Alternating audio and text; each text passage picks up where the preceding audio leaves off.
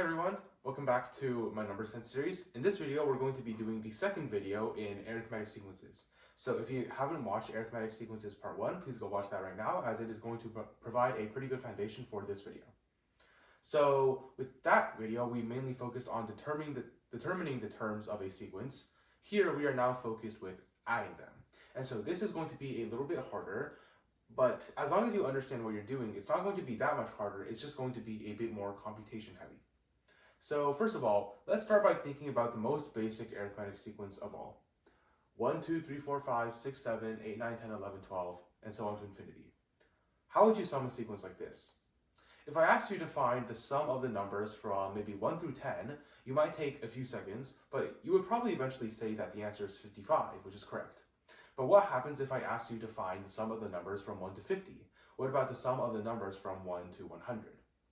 Well, there's a famous story about a mathematician named Carl Gauss. He was a genius who contributed so much to the field of mathematics.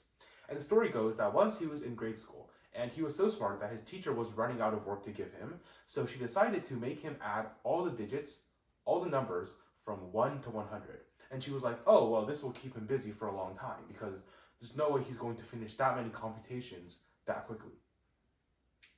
But of course, Carl Gauss is a genius, so he found a better way to do the problem. So before you look at the solution that I'm about to show you, try to think of a way that you would sum this by yourself. How could you sum the numbers from 1 to 100? Well, here's how Carl Gauss did it, and here is pretty much the way that we're going to learn it today. Carl Gauss thought, well, instead of going 1, 2, 3, 4, 5, what if I do it another way? Because he noticed that the sum of 1 and 100 is 101, the sum of 2 and 99 is 101, the sum of 3 and 98 is 101, 4 and 97, 5 and 96. All of these pairs make 101. And so he was like, okay, I have a bunch of pairs that make 101. Now, how many pairs are there? Well, if there's 2 numbers to each pair, and we know there's 100 numbers in this sequence, that means there's 50 pairs. And if each pair has a sum of 101, that means the total sum is going to be just 50 times 101, which is 5,050. And so Carl Gauss's teacher was very sad and happily ever after. Something, something, something. But the point is, we can kind of turn a sum problem into a multiplication problem by grouping the terms cleverly. And that's what we're going to do today. So as we look at this, let's try to derive what a general formula would look like using our idea of a plus d, a plus 2d, blah, blah, blah, all the way to b. So let's think about it. In order to create the pairs, what we do is we take the first and last term, the second and second to last term, and so on. So what is the sum of a pair? Well, the sum of a pair is going to be a plus b. How many pairs are there? Well, the number of pairs is going to be n over 2, where n is the number of terms in the sequence. Sorry, we'll call this n. So it's a plus b times n over 2. And that's just going to be our total sum. And now let's rewrite this term a little bit. Let's rewrite it to just a plus b over 2 times n. So all I've done is shifted the over 2. Of course the math works out the same, but this is going to let us translate into something that I think is a very powerful idea. A plus b over 2, that is the average of an arithmetic sequence.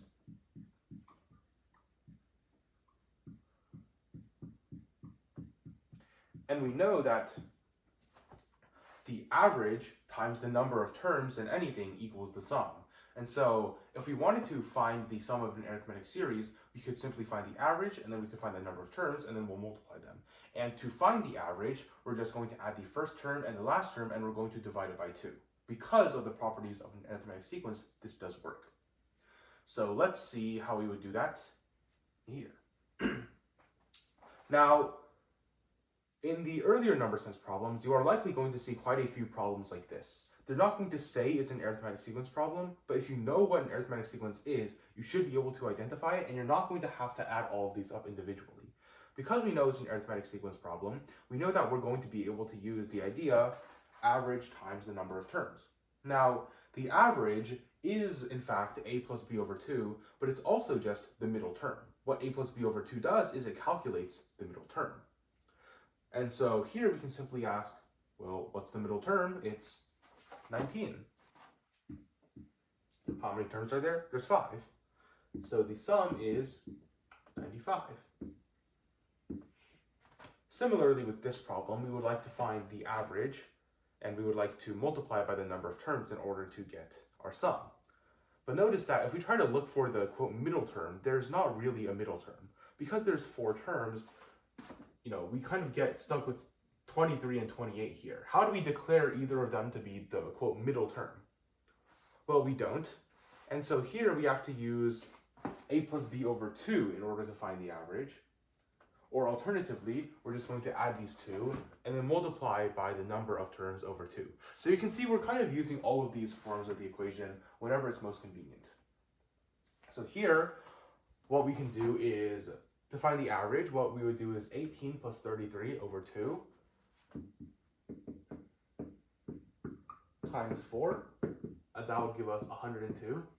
Or alternatively, we could simply do 23 plus 28, that's one pair, which gives us 51, and then we know there's 2 pairs in total, so we get 51 times 2 equals 102. They are pretty much the same thing, just a little bit different. Basically the over 2 is shifted somewhere else, and the idea changed a little bit, but it's still pretty much the same. So that is the more limited arithmetic sequence questions. Those are the ones that you're going to see in maybe the question 1 to question 20, 30 range. Now here are the questions that you're going to see later on in the test. Maybe on the second page, maybe on the later half of the first page. These are the harder questions. So first of all, they ask, what is the sum of the terms in the arithmetic sequence 3, 5, 7, 9, blah, blah, to 31? They're not going to tell you that it's arithmetic necessarily, but you should be able to identify what kind of sequence it is based on the few terms they give you. So in order to find the number of terms in this sequence, we're going to basically use our idea of what's the average. Well, to find the average, we know that we can just add the first term and the last term and divide by 2. So when we do that, we get that the average is 17. Now we just have to find how many terms there are, and if you watched our counting numbers video, you'll know how to do this. The number of terms is going to be 31 minus 3 over 2 plus 1 equals 15. So we have 15 terms with an average of 17. 17 times 15. Maybe you could use difference of squares here. It's okay if you don't, but the answer is going to be 255.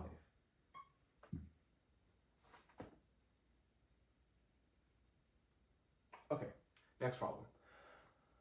The sum of the terms in the sequence 2, 5, 8, 11, all the way to 101. What's that?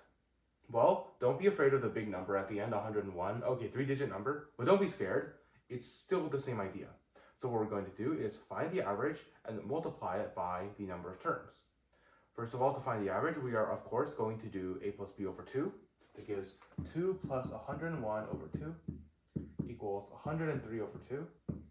Okay, then let's find the number of terms. How many terms are there? It's going to be 101 minus 2